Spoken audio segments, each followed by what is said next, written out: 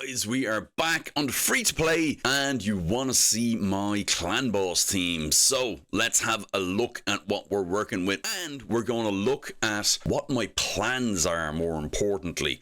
Okay, so we're going to go for hard. I can't one key yet, or can I? Let's see. The truth will be unveiled as we run through this. Now you can see I have a fair few champions here, a lot of 1-stars. We're going to do this run with this team. This is what I have been doing for the last while. Some good champions in here. Fane is an OG clan boss champion. She is extremely good at what she does. Tagwar is our tank and our reviver. Tabata is also filling that role and giving us increased defense. Most of our damage is coming from Kale and some poisons from Fane, and good old I was about to say Arbiter there. No, not quite Arbiter, but good old Apothecary is giving our turn meter boost, our speed boost, and those big old heals as well. And I don't mean he's wearing high heels, I mean he's healing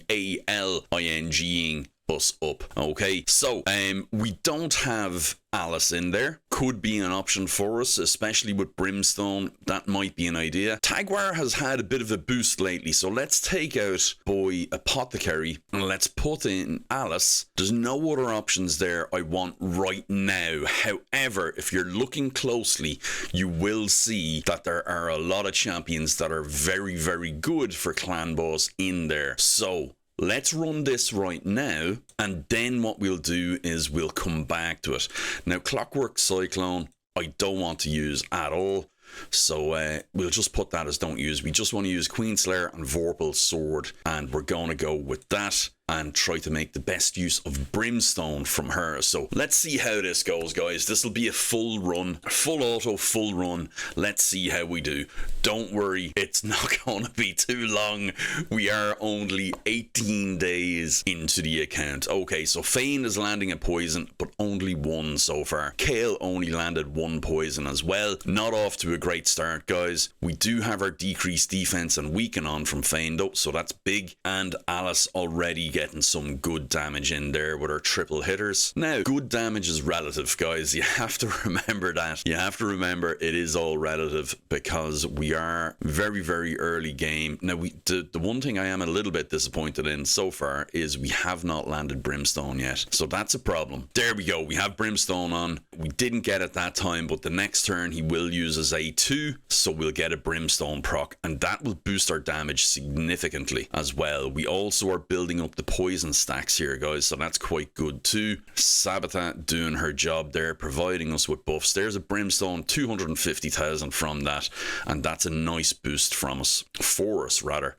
From us as well. It's from our team. Once we have Alice up to 6-star and fully masteried, we're going to see a big improvement. We're also going to see a big improvement from Tagwar as well, once we have him up to War Master as well. We have Brimstone on again, but at the wrong time. I don't think we're going to get a proc of it this time. And that's the problem with it at the moment, guys. Even if you're lucky enough to get it to land, will it count this time? I'm not sure. Let's wait and see, because his next turn will use this, but will that be gone first? No, we got one proc off it. Okay, so that's not too bad. We're doing quite mediocre, if I'm honest, guys.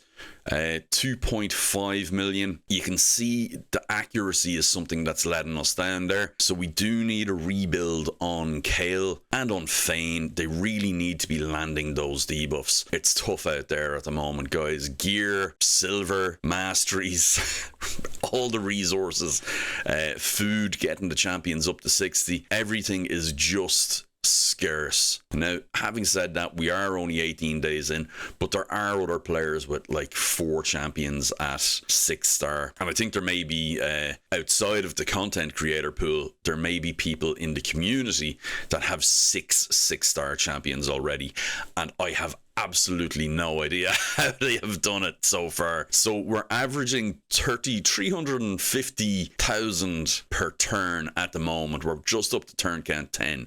Now, things change once we get into turn count 10. Damage starts scaling a lot more, so that is a bit of an issue, but we'll keep going. We should be okay for another while yet. Hoping to top out around 25, but we'll see how we go with the run itself. himself, because every run is a new run, guys, at the moment. Oh, this is good. So we're going to get 2 procs of brimstone here. We'll get 1 on this turn and 1 on the next turn. So that is quite nice. An extra 500,000 there. And we are quite reliant on that at the moment. So we're up at the 5 million mark. I think a 1 key for this level is at 11.36 million, something like that.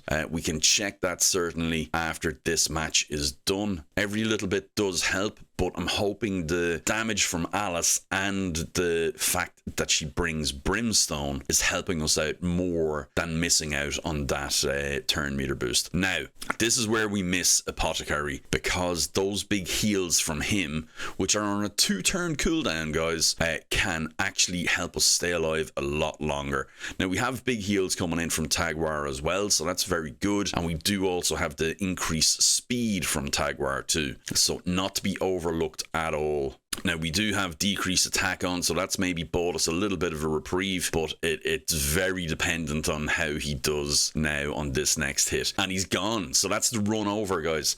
There is no more that we can do. There's nobody coming back to life. There's nobody coming to save us. And that's why Apothecary is good in that position, because Apothecary, he's able to revive Apothecary, and Apothecary is able to heal him up to max straight away because of the way his heal works. Let's just have a quick look at that, and then we'll look at the team I want to build, okay? So Apothecary, once we click through all of these, Apothecary's A2 is a heal, 35, 40, 45, 50% heal. And actually, do you know what? It doesn't state whether it's his HP or theirs, so I'm going to presume it's theirs. But a 50% heal HP when fully booked on a 2-turn cooldown, and it can be critical, which means if you have him crit capped, now, and I'm not sure I do, but it's, you know, it's okay. So every once in a while he'll get he'll heal over and above the normal heal. So he could be doing a 75, 80, 100% heal.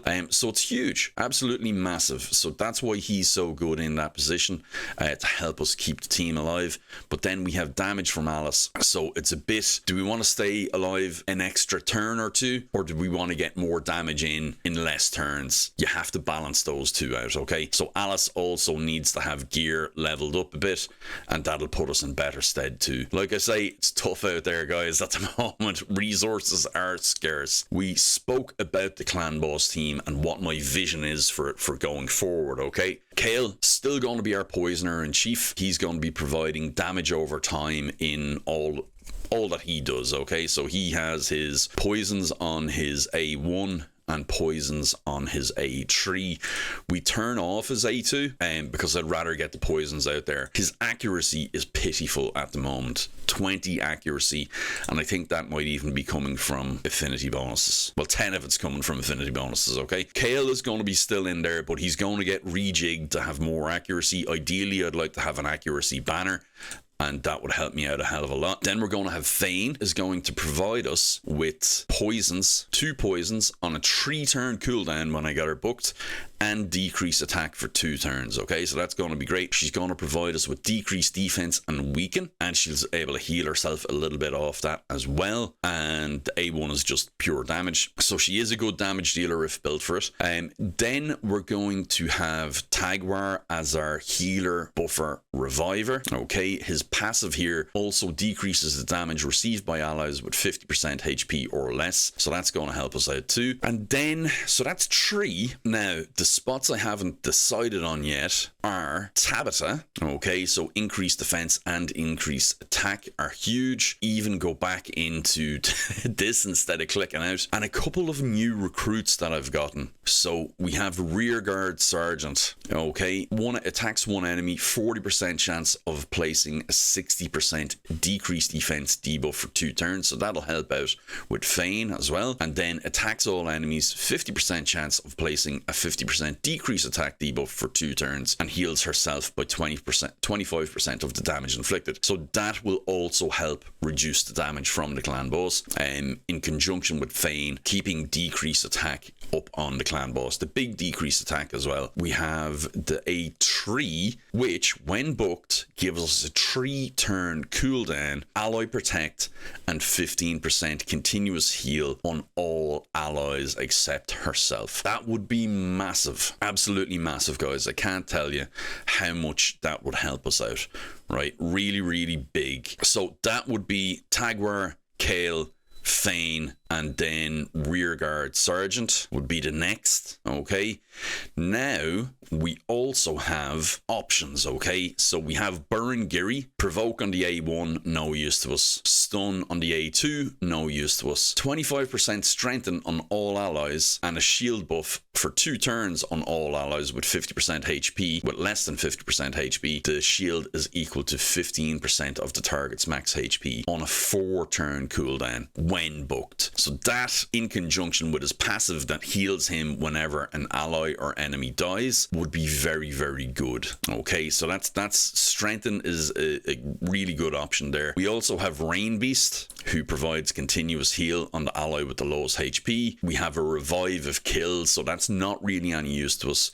And then his passive, when an ally is attacked, places a shield buff equal to 35% of Rain Beast's max HP on that ally for 2 turns, and it cores once per turn. Will not place a shield buff on himself, but on everybody else. That would be good. So a few options there for survivability, or I could go with Hellburn Sprite. So I could go with Tagwar, Fane, Kale, Rearguard Sergeant, and Hellborn Sprite. And Hellborn Sprite will basically do our buff extension. Okay, so she'll do on a 3-turn cooldown, extend all of our buffs. So that will mean that we would have full coverage for the clan boss at all times. If that were the case, I would likely swap in Tabitha for Tagwar, although we then would be missing out on healing. So you see where it just becomes a balancing act. Now, if we had Rearguard booked up in full, the continuous heal may do the job of